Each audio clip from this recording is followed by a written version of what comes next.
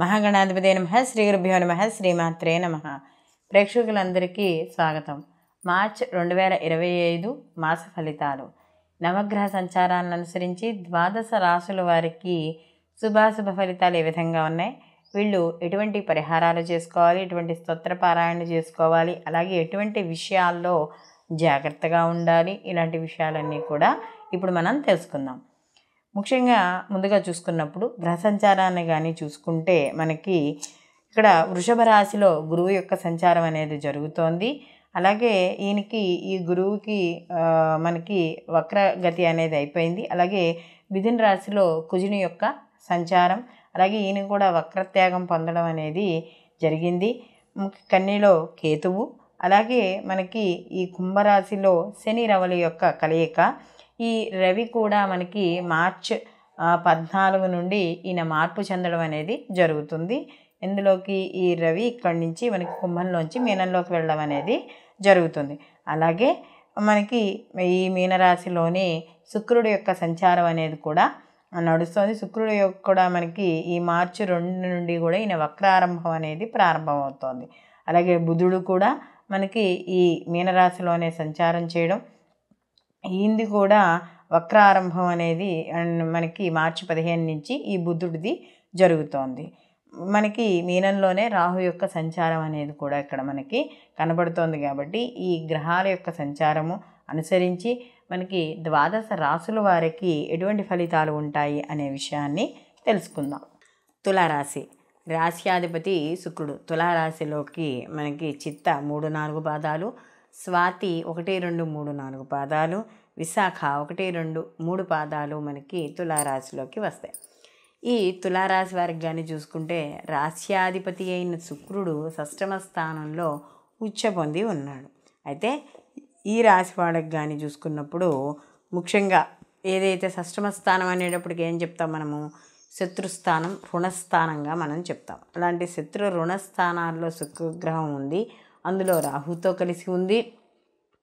కాబట్టి ఇక్కడ ఏమవుతుంది అంటే స్త్రీ పరంగా ఇబ్బందులు ఎదురయ్యే సమస్యలు ఉన్నాయి. అంటే వృత్తిలో కానీ ఉద్యోగంలో కానీ స్త్రీ పరంగా విషయాల్లో కాస్త చిక్కులు పడే అవకాశం, అంటే వాళ్ళ సలహాలు కానీ సూచనలు కానీ తీసుకున్నా, లేకపోతే ఏదైనా కొన్ని అంటే సందర్భము లేకపోయినా కూడా కొన్ని పరిచయాల వల్ల ఇబ్బంది పడ్డము, ఇలాంటి సూచనలు తులారాశి వాళ్ళకి ఈ మాసంలో జరిగే అవకాశం అనేది కనబడుతోంది.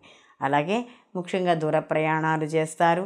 దూర ప్రయాణాలు కూడా కొంతవరకు కలిసి రావడం అనేది జరుగుతుంది. ఏదైతే స్థిరచరాస్తులకు కానీ దేనికోసమైనా ఆర్థిక పరంగా లోన్స్ కోసం అప్లై చేసిన వాళ్ళకి ఆర్థిక పరంగా లోన్స్ శాంక్షన్ అవ్వడం అనేది కూడా జరుగుతుంది. అలాగే ఇన్వెస్ట్మెంట్లు ఇలాంటివి ఏవైతే ఉన్నాయో అలాంటి విషయాల్లో కాస్త తప్పనిసరిగా జాగ్రత్త అనేది వహించాలి. వ్యయస్థానంలో కేతు యొక్క సంచారం కూడా నడుస్తుంది. కాబట్టి కాస్త దూర ప్రయాణాలు చేయడం, వ్యయ ప్రయాసాలు, ఆలోచనల్లో అంటే వీళ్ళకి ఏవైతే వీళ్ళకి పంచమ స్థానంలో ఇప్పుడు శని రవులు కూడా ఉన్నారు. కాబట్టి చేసే ఆలోచనలు కూడా కొంచెం ఉద్రేకభరితంగాను, ఎలాంటి అంటే ఫాస్ట్ నిర్ణయాలు తీసేసుకోవడం ఇలాంటివి ఉంటాయి. కాబట్టి కొంచెం అలాంటి నిర్ణయాలు తీసుకునేటప్పుడు కొంత జాగ్రత్త వహించాలి.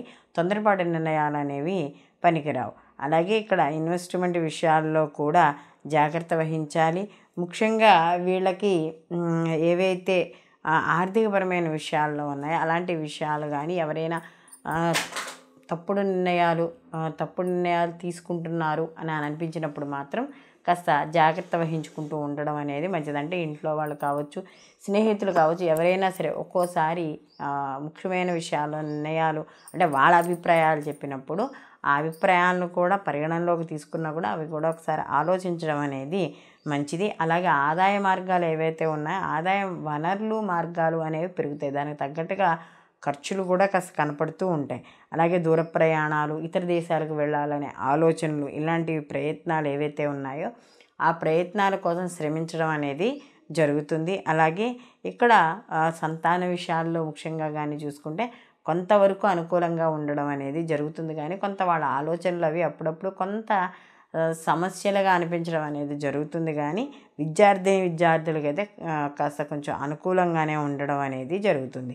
అలాగే ముఖ్యంగా వృత్తిపరంగా, వ్యాపారపరంగా కన్నా వృత్తిపరంగా, ఉద్యోగపరంగా ఏవైతే చూస్తున్నారో వాటిల్లో కొంత అనుకూలత ఏర్పడడం, పై అధికారుల యొక్క ఒత్తిళ్లు తగ్గడం ఇలాంటివన్నీ కూడా తగ్గుతాయి. వ్యవసాయ రంగంలో ఎవరైతే ఉన్నారో వాళ్ళకి, రైతులకి, అలాగే భారీ పరిశ్రమలు కావచ్చు, చిన్న పరిశ్రమలు కావచ్చు, ఎవరికైనా సరే కొంత అనుకూలమైన వాతావరణము, కాస్త లాభాలు పొందడం అనేది జరుగుతుంది. ఈ లాభాలతో పాటుగా ఏవైతే ఒక్కోసారి మధ్య మధ్యలో కాస్త ఇన్వెస్ట్ ఎక్కువ చేయాల్సి వస్తూ ఉంటుంది. అనవసరమైన గొడవలు అంటే ఫ్యాక్టరీలో ఉన్న చిన్న చిన్న గొడవలు కానీ, మాట పట్టింపులు కానీ ఇలాంటివి వచ్చే అవకాశం ఉంది. తొందరపడి ఆ మాట పట్టింపుల కోసం గొడవలు అయిపోతాయేమో అని భయపడి ఎక్కువ ధనాన్ని వెచ్చించడం అనేది ఈ తులారాశి వాళ్ళకి మంచిది కాదు. మొత్తం మీద ఈ రాశి వాళ్ళకి కానీ చూసుకుంటే ఎక్కువగా గణపతి ఆరాధన చేసుకోవడం, అలాగే గోవుకి మనకి ఏదైనా కందులు తినిపించడం, లేదా ఏదైనా మనకి మల్టీ కలర్స్లో ఉన్న బట్టలు ఉంటాయి కదా, అవి ఎవరికైనా దానం చేయడం, ఇలాంటివి చేయడం ద్వారా కొంత అనుకూలమైన ఫలితాలు పొందడం అనేది జరుగుతుంది. అందులో అమ్మవారికి ఈ తులారాశిలో ఎవరైతే ఉన్నారో వాళ్ళందరూ కూడా ప్రతిరోజు కూడా అమ్మవారికి సువాసన భరితమైన పూలు దొరుకుతాయి. అంటే మనకి సన్నజాజి కానీ, మల్లెపూలు కానీ, సంపెంగ కానీ ఇలాంటివి దొరుకుతాయి. వీటితో అమ్మవారిని ప్రతిరోజు కూడా తెల్లటి పూలతో, ఎక్కువగా తెల్లటి పూలతోనే దొరికినప్పుడు పూలతో అర్చన చేయడం ద్వారా అమ్మవారి యొక్క అనుగ్రహం అనేది కలుగుతుంది. అలాగే ఈ తులారాశి వాళ్ళకి ప్రతి బుధవారము కూడా వినాయకుడికి 21 ఉండ్రాళ్ళు, చిన్న చిన్న ఉండ్రాళ్ళు అయినా సరే చేసి నివేదన చేసి ఆ ప్రసాదాన్ని స్వీకరించడం ద్వారా ఏవైతే ఆటంకాలు ఉన్నాయో, అంటే జీవితంలో కావచ్చు, మీరు చేసే వృత్తి ఉద్యోగాల పరంగా కావచ్చు, ఏవైతే ఆటంకాలు ఉన్నాయో అవి తొలగడం అనేది జరుగుతుంది. సర్వే జనా సుఖినో భవంతు, లోకా సంస్థ సుఖినో భవంతు.